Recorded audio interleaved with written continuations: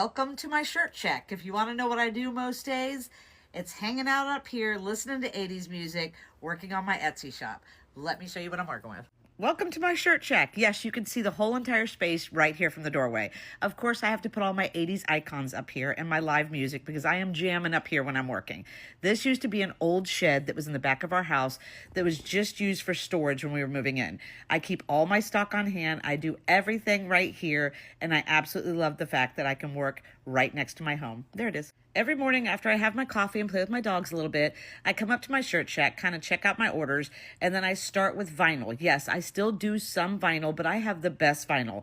This vinyl doesn't feel like vinyl at all, so I go ahead and weed that, and then I get ready for my day. I put all my orders up here on this table, well, at least 6 at a time, so that I can just start pressing and going. I pretty much have it down to a science now. Like, I am so in the zone when I'm up here. My husband knows whenever he sees that live music light lit up, don't even bother coming up because I'm going to totally ignore you. And not to mention the fact that if he gets in here, he is 6'2".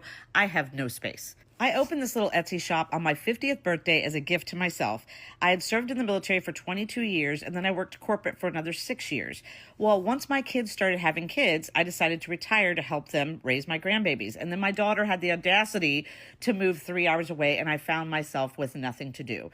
So I wanted to be able to do something creative and still work from home so that I could still see my grandkids. I usually get them about 1 week out of every month. So I wanted to be able to have the type of schedule that I can be present whenever I'm needed to be Gigi. Now, I do a bunch of mixed media. I do some vinyl. Some of the designs I actually make myself, but since I don't have a printer that prints them out on these special paper, which is the screen print paper, I make the design and then I send it to a vendor to put on the screen print paper. Some designs I purchase from screen print vendors, like this one here. I love this one. Now, this one is called a spangle design, which is a flat lay rhinestone. I get these from Tease Me Boutique, which is here on TikTok. I love her stuff.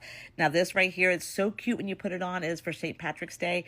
Like I said, flat lay spangles. It is so shiny, and I just love these. Depending on how many orders I have, I'm usually up here about 4 to 8 hours a day.